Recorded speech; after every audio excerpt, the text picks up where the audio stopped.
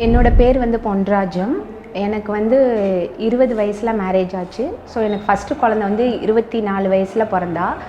ஆனால் எனக்கு பிறக்கும்போது என்னோடய குழந்த வந்து ஸ்பெஷல் சைல்டுன்னு எனக்கு தெரியல. ஒரு 10 மந்த்ஸ் ஆகும்போது அவள் ஏன் மற்ற பசங்க மாதிரி உட்காரல, ஏன் நடக்கலை அப்படின்ற ஒரு கொஸ்டின் வரும்போது தான் நம்ம டாக்டர்கிட்ட போனோம். அப்போ டாக்டரும் வந்து இமீடியட்டாக ஸ்பெஷல் சைல்டுன்னெலாம் சொல்லலை. நீங்கள் உட்கார வச்சு பழக்குனீங்களா அப்படின்னு கேட்டாங்க. இல்லை அப்படின்னு, நீங்கள் பண்ணுங்கள் அந்த மாதிரி அவளே உட்காருவான்னு. ஸோ நான் உட்கார வச்சு ட்ரெயின் பண்ணோன்னே அவள் உட்காந்துட்டா. அப்புறம் நிற்க வச்சு அவளை பிடிச்சி நிற்க வச்சு பண்ணோன்னே நின்னா நடந்துட்டா. பட் எனக்கு அப்பவும் தெரியல அவள் ஸ்பெஷல் சைல்டுன்னு. ஒரு 2.5 இயர்ஸில் வந்து அவளை வந்து ஒரு ப்ளே ஸ்கூலில் கொண்டு போய் சேர்க்கும்போது அங்கே உள்ள ப்ளே ஸ்கூல் டீச்சர் வந்து கேட்டாங்க, இவளுக்கு காது கேட்குதான்னு நீங்கள் செக் பண்ணிங்களா அப்படின்னு கேட்டாங்க. அதுக்கப்புறம் அப்படி ஒவ்வொரு டெஸ்ட்டாக நாங்கள் பண்ண ஆரம்பித்தோம். அப்போ தான் எனக்கு வந்து அவளோட ஒரு ஸ்பெஷல் சைல்டு அப்படின்றது எனக்கு தெரிய ஆரம்பிச்சிச்சு. தெரிய ஆரம்பிக்கும் போது என்னன்னா, என்னால் முதல்ல ஒத்துக்க முடியல. என்னோடய ஹஸ்பண்ட் ஒவ்வொரு வாட்டியும் ஒவ்வொரு டாக்டர்கிட்ட கூட்டிகிட்டு போகும்போது எனக்கு அழுக தான் வரும், நான் அழ தான் செய்வேன். ஸோ இப்படி தான் போயிட்டு இருந்துச்சு. ஸ்பெஷல் சைல்டுன்னு என்னால் ஒத்துக்க முடியல. என்னென்னா நான் சொல்கிற ஒவ்வொரு வேர்டு வந்து அவள் அழகாக சொல்லுவாள். ஏதாவது ஒரு கொஸ்டின்னா அந்த கேள்விக்கு ஆன்சர்லாம் கூட அவள் சொல்லுவாள். ஸோ இப்போ என்ன பிரச்சனை, அவளுக்கு எழுத தானே வரல. ஸோ எழுத வச்சிட்டோன்னா ப்ராப்ளம் சால்வ்டு அப்படின்னு தான் என் மைண்டில் அப்போ இருந்தது. ஸோ எழுதுறதுக்கு வந்து நான் நிறைய ட்ரெயின் பண்ணிகிட்டே இருந்தேன். நார்மல் ஸ்கூலில் தான் அவள் படித்தா. அப்போ எல்கேஜி யூகேஜின்னு அப்படின்னு படிச்சுட்டு இருந்தா. அப்புறம் அவங்க வந்து சொன்னாங்க, இல்லை நீங்கள் ஒரு ஸ்பெஷல் ஸ்கூலுக்கு தான் போகணுன்னு. அப்போ தான் எனக்கு வந்து மல்லிகா கணபதி அவங்கள பற்றி தெரியும். அவங்க வந்து சொன்னாங்க, விஎக்ஸ்எல்னு ஒரு ஸ்கூல் இருக்குது, நீங்கள் அங்கே போகலாம் அப்படின்னு. இதுக்கு நடுவில் வந்து எனக்கு இன்னொரு குழந்தையும் பிறந்துச்சு. அவன் வந்து என்னென்னா, நான் ஃபஸ்ட்லேருந்தே சொன்னேன், அவன் வந்து ஒரு ஸ்பெஷல் சைல்டாக இருந்துச்சுன்னா எனக்கு ஒரு சைல்டை வளர்க்குறதே ரொம்ப கஷ்டமாக இருக்குது, இன்னொரு சைல்டு வேண்டவே வேண்டான் இருந்தேன். பட் அந்த டாக்டர் வந்து இருக்கிற எல்லா டெஸ்ட்டையும் பார்த்துட்டு அவன் ரொம்ப நல்லா இருக்கான், நீ தான் மாறணும் அப்படின்னு எனக்கு தான் கவுன்சிலிங் கொடுத்துட்டே இருந்தாங்க.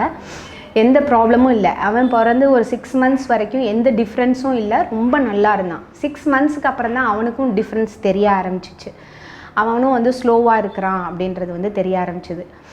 அப்போ வந்து அந்த குழந்தையும் ஸ்பெஷல் சைல்டுன்னு தெரிஞ்சோன்னையும் இன்னும் ரொம்பவே அப்செட் ஆகிட்டேன். அப்போ தான் மல்லிகா கணபதி வந்து சொன்னாங்க விஎக்ஸ்எல்லை பற்றி. அப்போ தான் விஎக்ஸ்எல்க்கு நாங்கள் வந்தோம். ஒவ்வொரு வாட்டியும் என்னோடய ஹஸ்பண்ட் வந்து என்னை ஸ்பெஷல் எஜுகேஷன் படிக்கிறதுக்கு கூட்டிகிட்டு போவாங்க.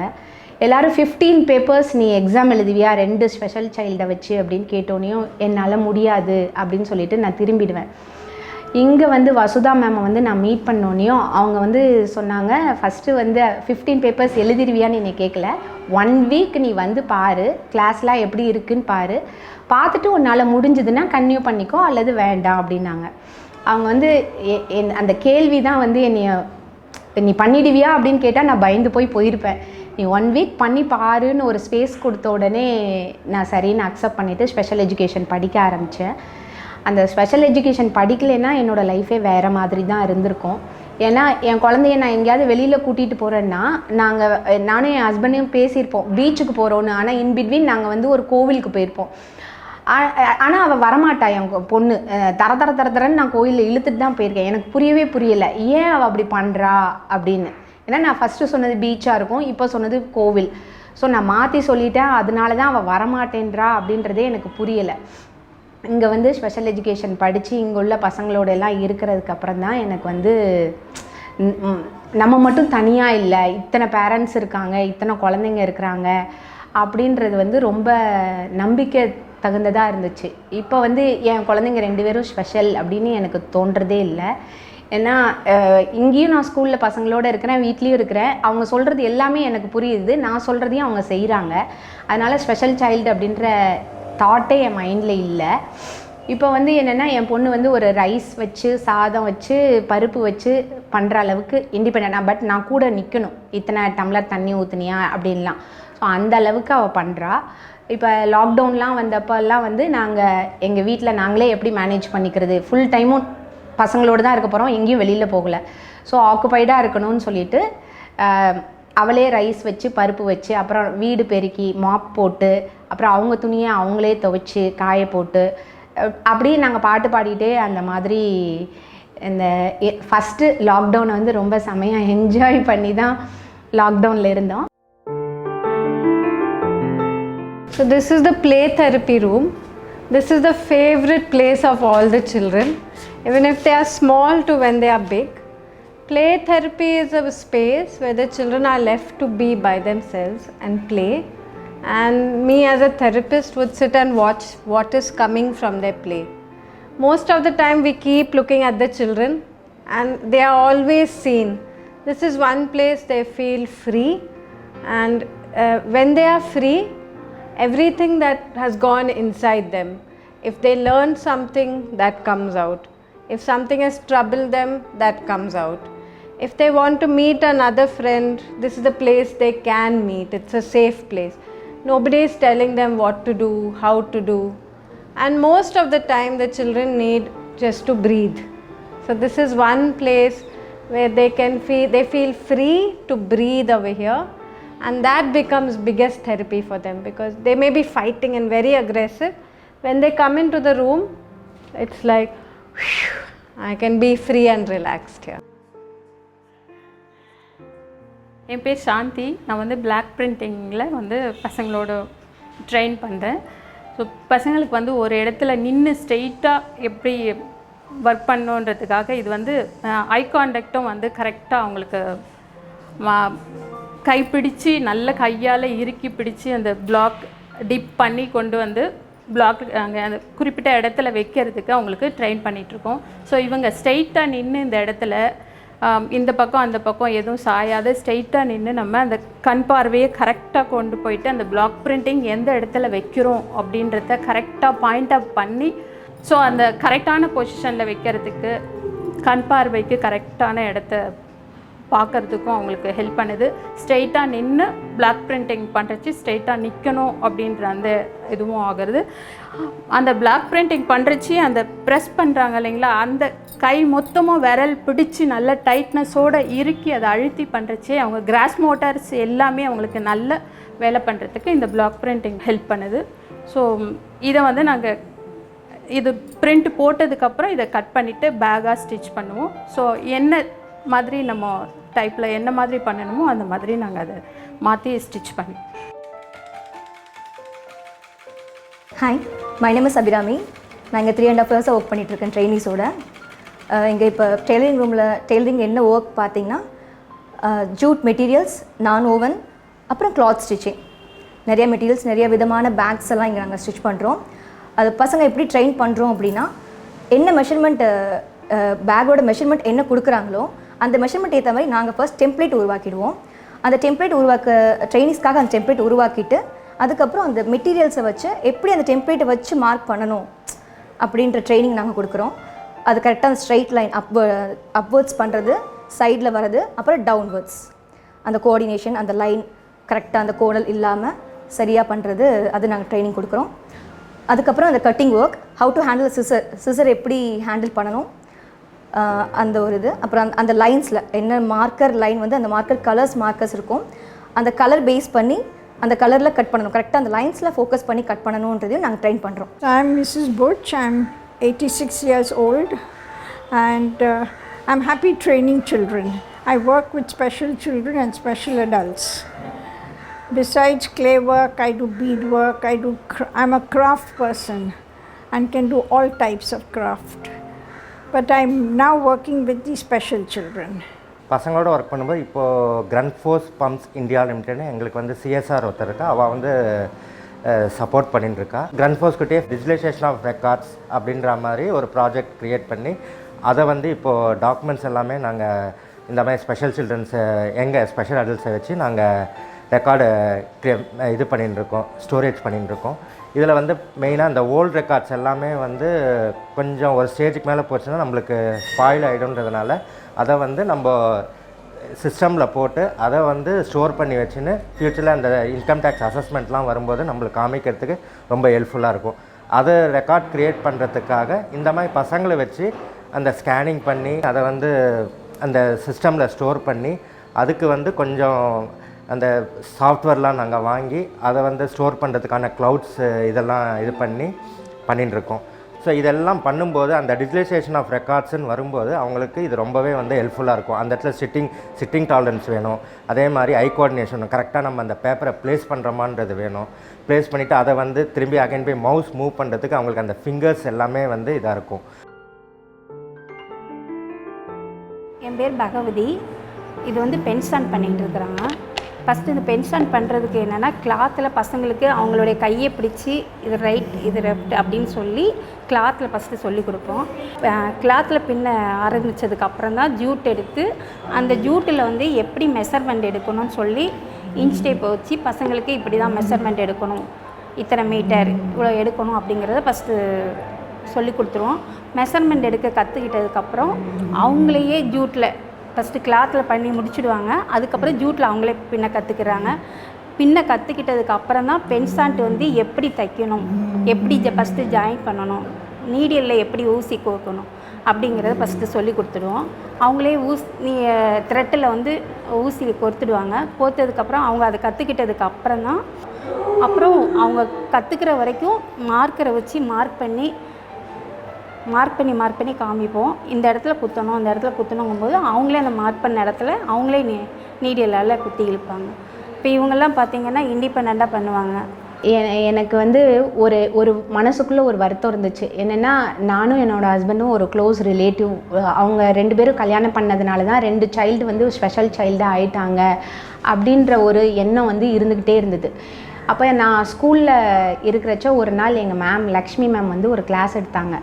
அந்த கிளாஸில் வந்து அவங்க பேசினதை கேட்டதுக்கப்புறம் தான் எனக்கு உண்மையிலேயே மனசு வந்து அது வரைக்கும் இருந்த அந்த குற்ற உணர்ச்சி வந்து இல்லாமல் ஆச்சு. என்ன கிளாஸ் எடுத்தாங்கன்னா, ஒவ்வொருத்தரும் அவங்கவுங்க லைஃப்பை அவங்களே தான் டிசைட் பண்ணுறாங்க. இப்போ எனக்கு 2 ஸ்பெஷல் சைல்டு வரணும்னு அப்படின்னு இருந்துச்சுன்னா நான் தான் டிசைட் பண்ணியிருக்கேன். எனக்கு வந்து இந்த மாதிரி 2 சைல்டு வேணும், இந்த மாதிரி ஒரு ஹஸ்பண்ட் வேணும் அப்படின்றத நான் தான் டிசைட் பண்ணியிருக்கேன். இப்போ என் குழந்தை இப்படி பிறக்கணுன்னா அவன் நினச்சிருப்பா, அவள் டிசிஷன் இந்த மாதிரி தான் பிறக்கணும் அப்படின்னு, இந்த அம்மா அப்பாட்ட தான் வரணும் அப்படின்னு அவளும் நினச்சிருப்பா.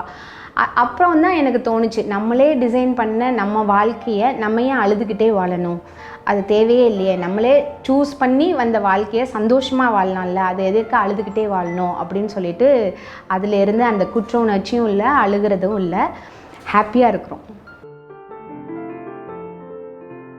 Many children speak, but many children don't speak. And what comes out in their play, sometimes they can take the sand and play with some dolls inside the sand. Sometimes they enact many things have happened in their life. They do that in the sand and you come to know what's happening. Sometimes it can be a behavior. There are some children, too much is happening in their life.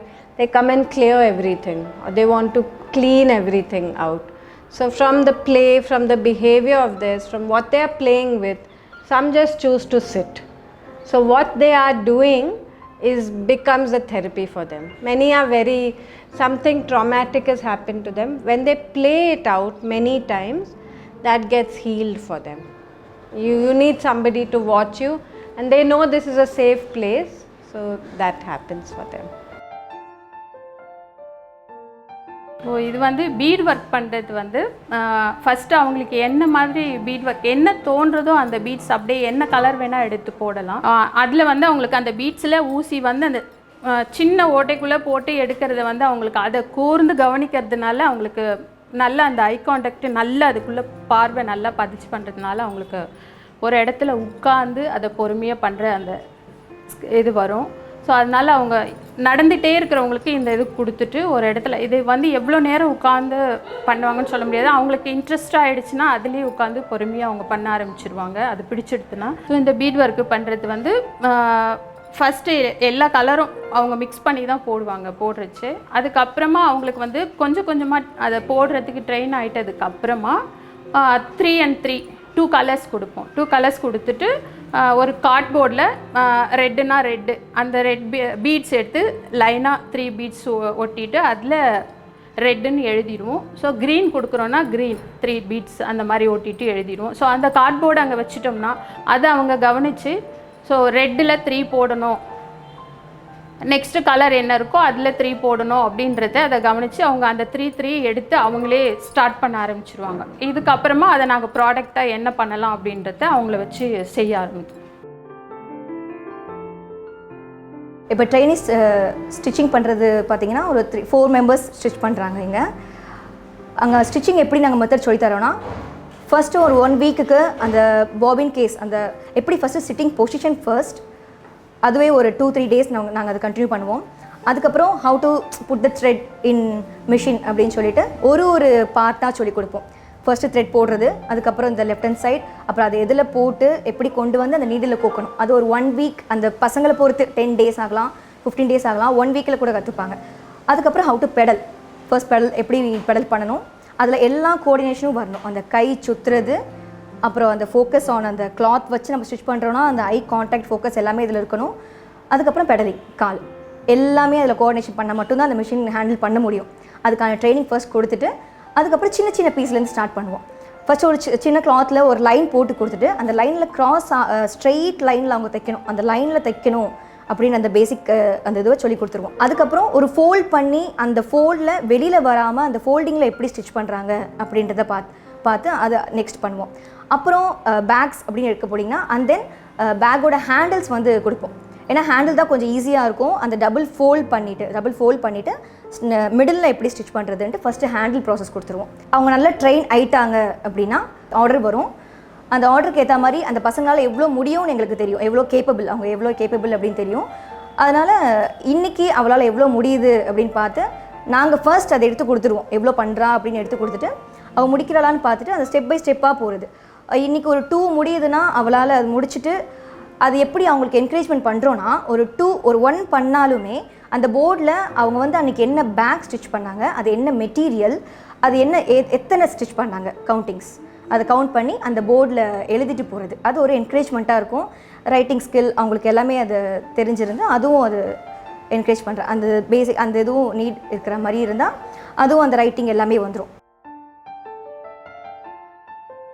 The benefits of teaching these people is also a benefit to me because I'm passing on my talent to others, and it's a pleasure teaching these children, and most of them are special children, so it's really gives me pleasure, and they're good, children are good, nothing can you say about them.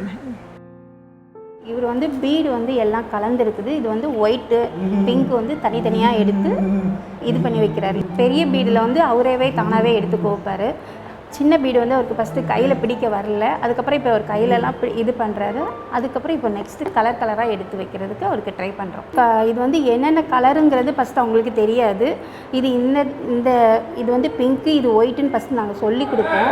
அதை first இது என்ன கலருங்கிறத புரிஞ்சிக்கிறாரு. புரிஞ்சதுக்கப்புறம் இதை வந்து தனித்தனியாக பிரிக்கிறதுக்கு இது பண்ணுறோம். ஏன்னா அவருடைய கான்செப்ட் ஃபுல்லாகவே இதில் இருக்கணும் அப்படிங்கிறதுக்காச்சட்டி பண்ணுறோம். முதல்ல என்னென்னா நம்ம அவங்க பறந்துட்டாங்கங்கிறத அக்செப்ட் பண்ணிக்கணும். அக்செப்ட் பண்ணிட்டாலே அதுக்கடுத்து என்ன பண்ணணும்னு நமக்கு தானாகவே தெரியும். தானாகவே தெரிஞ்சிச்சுன்னா நம்ம குழந்தைங்களோட முன்னேற்றத்துக்காக நம்ம வேலை செய்வோம். நம்ம அதை அக்செப்டே பண்ணல அழுதுகிட்டே இருந்தோம்னா நம்மளால் அடுத்த ஸ்டெப்புக்கு போக முடியாது. ஸோ அக்செப்ட் பண்ணிவிட்டு நம்ம அடுத்த ஸ்டெப்பு என்ன செய்யணும்னு யோசித்து பசங்களுக்கு நம்ம நல்ல கையும் காலும் இருக்கிற சமயத்தில் பசங்களுக்கு என்னெல்லாம் பண்ணணுமோ அதெல்லாம் நல்லா பண்ணணும். நம்ம இல்லாத அப்பவும் பசங்களை இண்டிபெண்ட்டாக வாழ வைக்கிறதுக்கு என்னெல்லாம் முயற்சி செய்யணுமோ அது எல்லாத்தையும் செய்கிறது நம்மளோட கடமை. ஸோ இதெல்லாம் பண்ணும்போது இந்த ஆக்டிவிட்டிலாம் பண்ணும்போது அது வரும்போது அவங்களுக்கு ரொம்பவே ஹெல்ப்ஃபுல்லாக இருக்குது. இன்னொன்று இதை முடித்தாங்கன்னா அவங்களுக்கு ப்ளேஸ்மெண்ட் பண்ணுறதுக்கும் இது பண்ணுறாங்க.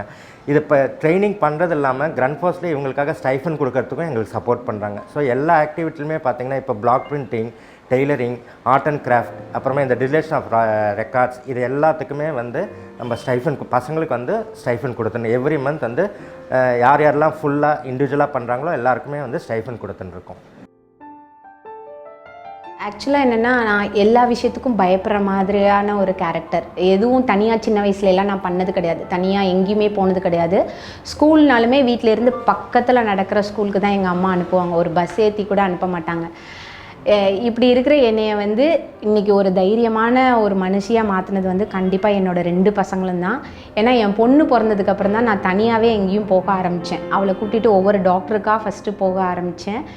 ஆக்சுவலாக பார்த்தா அவள் தான் என்னைய ஒரு நல்ல பாசிட்டிவ் எனர்ஜியோட வாழ்க்கையில் என்ன ஒரு சந்தர்ப்பம் வந்தாலும் அதை எதிர்த்து போராடுற அளவுக்கு என்னை ஒரு தைரியசாலியாக உருவாக்குனது என்னோடய பசங்க தான். என்னோடய பசங்க என்னை இந்த மாதிரி உருவாக்குனதுக்கு நான் இன்றைக்கும் நன்றி கடன் பட்டிருக்கேன்.